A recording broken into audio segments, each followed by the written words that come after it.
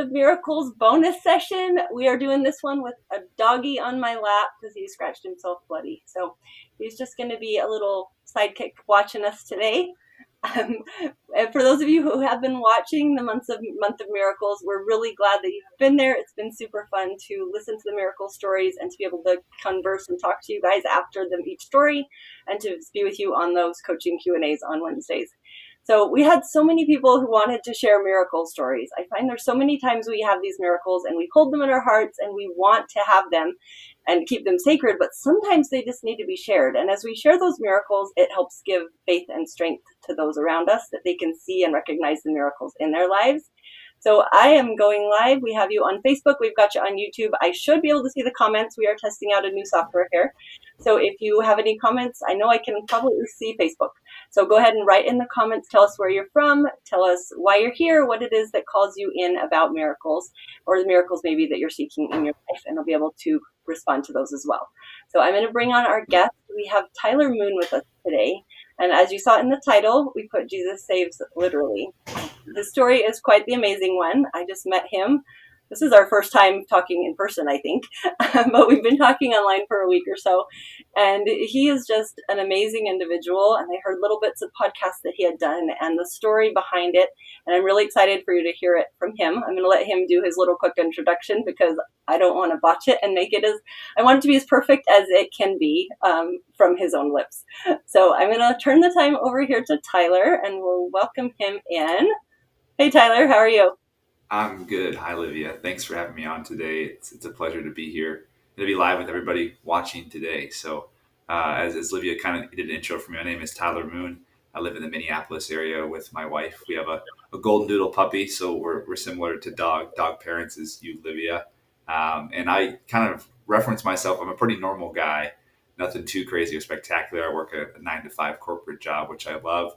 But a few years ago, almost exactly 3 years ago, God performed a huge miracle in my life, which is how I kind of got into the speaking and writing and the ministry that my family and I started. So that's a little bit about me. I'm excited to share my miracle story with all of you. Okay, perfect. Thank you so much. Okay, for those of you who are like, what is this month of miracles? I have no idea. You mentioned it, but I'm not there and I don't know. Let me put up this little banner for you and it will give you the web address. If you go to learnthefly.com/miracles, you can register. It's totally free. Every Monday and every Friday, we have a miracle story. So we will go live. Those who have the link, who have joined here, will be able to go into the Zoom room and we're going to have a miracle story at the end. We will have Q&A where you can actually unmute and talk to our guest. It's a little bit trickier on this live stream. You can just write in the comments in the chat.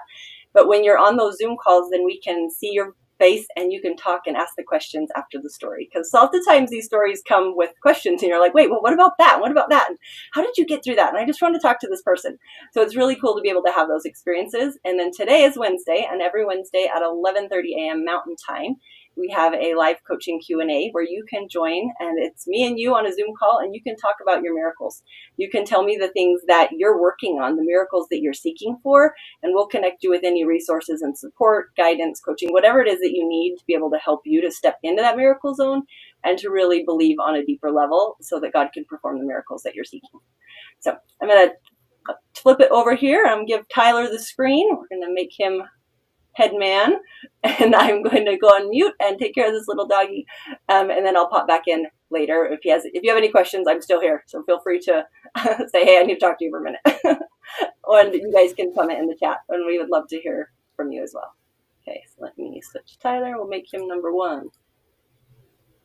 And nope, it still made me number 1. Okay, we're gonna make me number 2. There we go. Perfect. Awesome. Why is my name on yours? That's weird. That is really weird. Okay, we're just going to take the name off, and you're going to be you. That's perfect. Well, it's great. So 3 years ago, October 6, 2019, I lined up at the start of the Twin Cities 10-mile race. Now, the Twin Cities, for those who know, it's in Minnesota. Minneapolis and St. Paul make up the Twin Cities.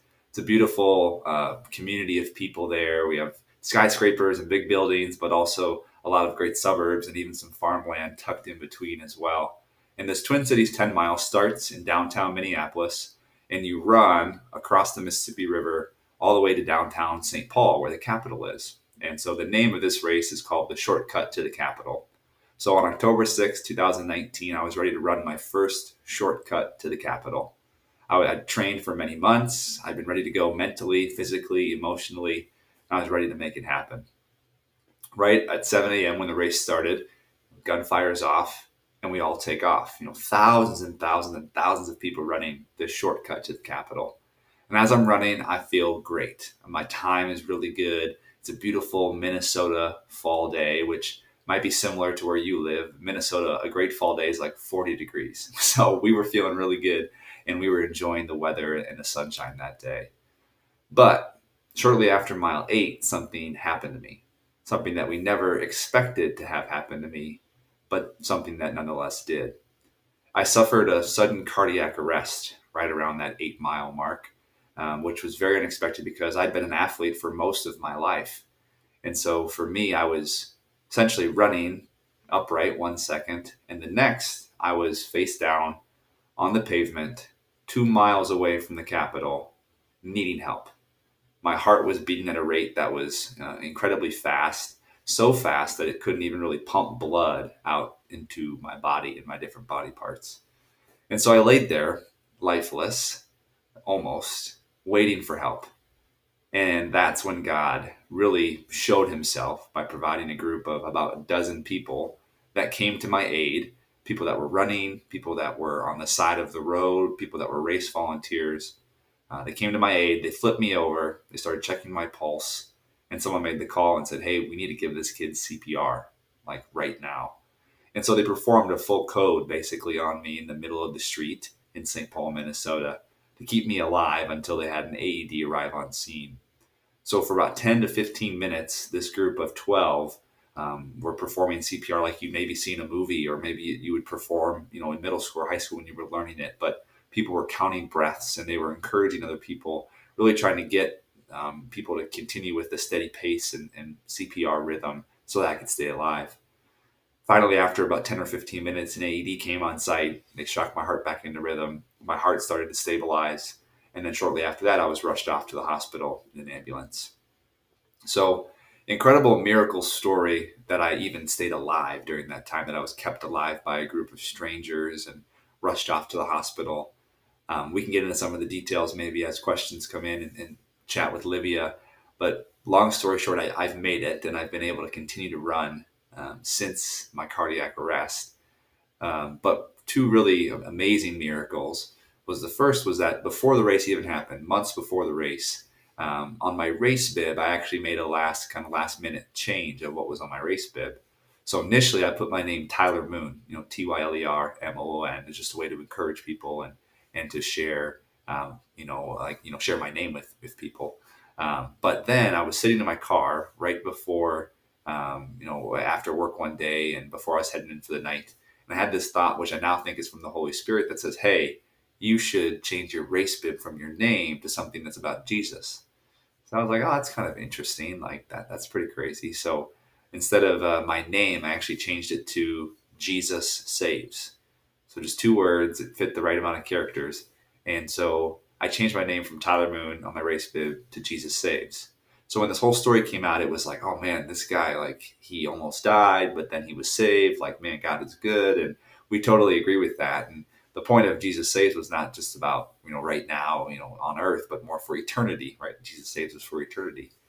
But a few weeks later, we come to find out an even more spectacular, or even equally spectacular miracle, that one of the people who gave me CPR, his legal name is actually Jesus.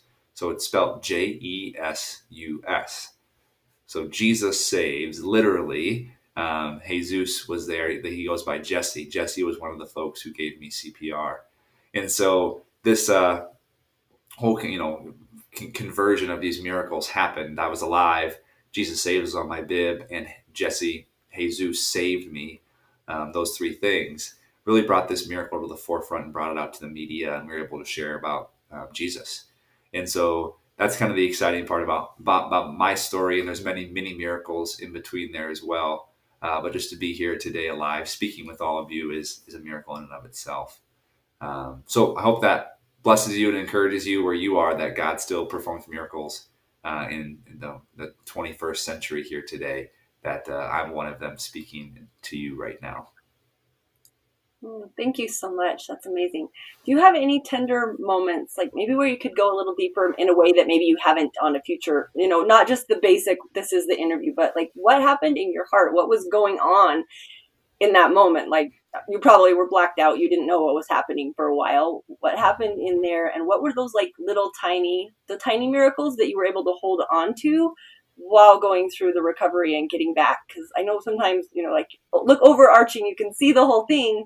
But what about the people who are like right in it, in the depth of hard, and they're like, where do I find that little tiny miracle that I can hold on to get me to the next tiny miracle to hold on to get me to the next one till I see that big thing that's happening? Mm-hmm. For sure. Yeah, for me, like you mentioned, I was kind of blacked out, so I don't have much memory of anything for, a number of days. Really, I was kind of in and out, and things were tough. I think my family experienced a lot of those kind of tender moments as I was in the ICU, in some trauma units and things like that. And so, my wife tells an amazing story that when she got to the hospital and was told everything that happened, she was obviously pretty stunned and just overwhelmed.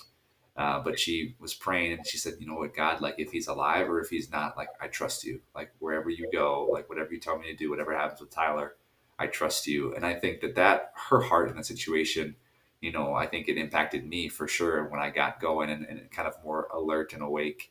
That mindset, that those prayers really do impact those, your being and those around you as well, and the ways that you act. And so for us, we had lots of miracles in terms of our doctors and things like that. So my cardiologist that I was able to go see eventually was someone that my aunt knew from a new hire orientation like 30 years ago.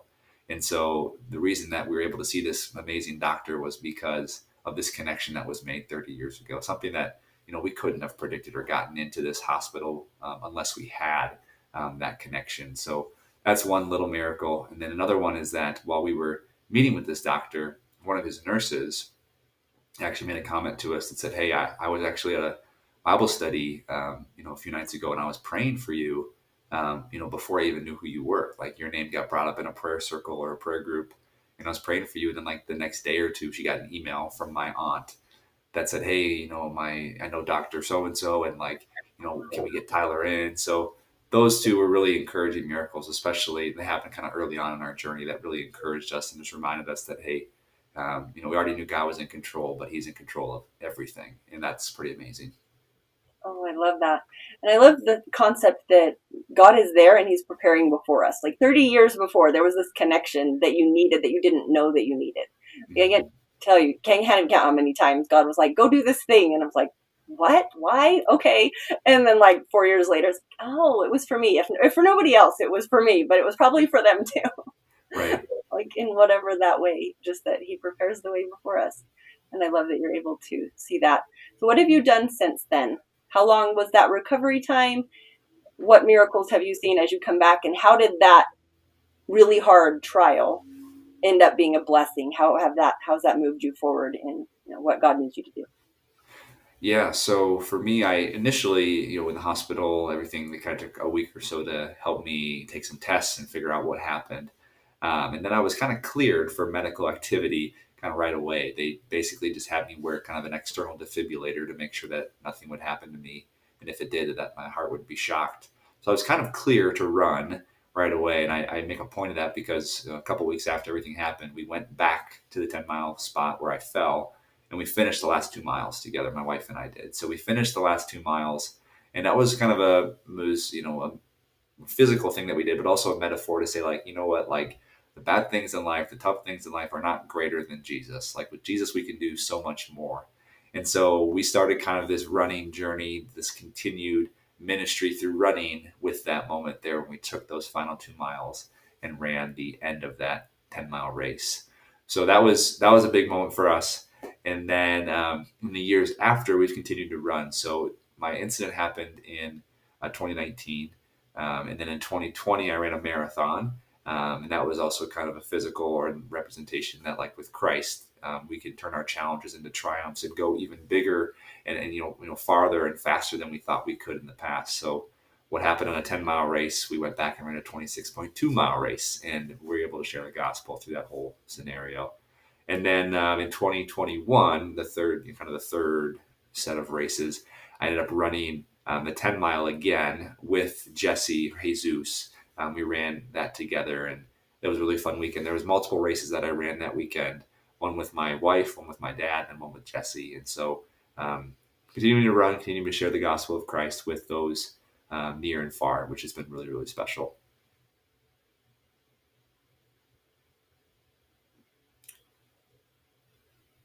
I think you're on mute, Livia.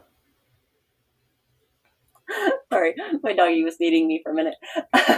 So your Moon Family Ministries on your email, what does that look like now? Is there something specific you're working on through that ministry? Or is it like, are you hosting runs for people where you run and you all praise Jesus as you run? Yeah, great question. So the first year after it happened, we actually did create a running club in Minneapolis. That was pretty fun, and we would run and train, and then pray a little bit as well. So that was something that we did do for a brief period of time. Now the ministry is focused on. I kind of have three focus areas. The first one is speaking. So I do speaking engagements at schools, and then also podcasts and different things like that. So that's one level of it. The second level of it is doing a little bit of writing. So we have a social media account, Instagram page, which we do a little bit of encouragement and sharing out there. But I'd like to learn a little bit more about writing maybe a devotional book or just some type of pamphlet to share about my miracle for others. And then the third part is kind of in-person ministry is what I call it. And that's just meeting with folks who have gone through a traumatic experience or a heart thing, possibly we have a dog, so maybe trying to get her to become a animal assisted therapy dog. And so that's kind of where we're at, is speaking, writing, and in-person ministry, just trying to help people work through their struggles and challenges and make them, the song says graves to gardens, but let Jesus turn those things into beautiful miracles every single day. Oh, that's so cool. Thank you so much for sharing. Where do they find you? So if somebody is like, hey, I want to follow Tyler on Facebook or on Instagram, or wherever your place is, tell us where they can go so they can find you. Yeah, so Moon Family Ministries on Instagram, that's just our handle there. So all one word, Moon Family Ministries. And then on the screen, you can see Moon Family Ministries at gmail.com. That's a good spot just to send us a note, just even if you enjoyed this conversation or you have a friend who maybe had something happen to them similarly, send us a note. We'd love to just connect with you. And if there's, speaking engagement, stuff like that, obviously we would love that as well. But just to connect is always great as well, and to pray for each other. So feel free to give us a follow or a message, and we'd love to connect with you. Amazing. Thank you so much, Tyler, for being with us and sharing your story. Let me see if we had any other comments. I'm still learning how this all works. I think we're good for now. But thank you very much. And I encourage you guys to go follow Tyler and see all the cool things that he's going on with in the world. And we will connect later. If you are here and you're just new, go to learnlivefly.com/miracles. Join the month of miracles. In about 45 minutes here at 11:30 Mountain Time, we will do our live coaching Q&A. So that's when you can hop on Zoom with me, and we will talk about whatever miracles you're trying to create and be able to work on going through whatever resources you need, whatever coaching, whatever mindset shifts, whatever needs to happen for you to trust God more fully and be able to receive those miracles, or to be patient while you wait for them, because sometimes that's how it looks as well. So hop over there, and we would love to see you there. And if you have questions about Tyler, you're welcome to join us too if you want, and we can connect with anyone over there. So thank you guys. Have a great day, and we'll see you in the month of miracles. Thanks, Tyler. Thank you.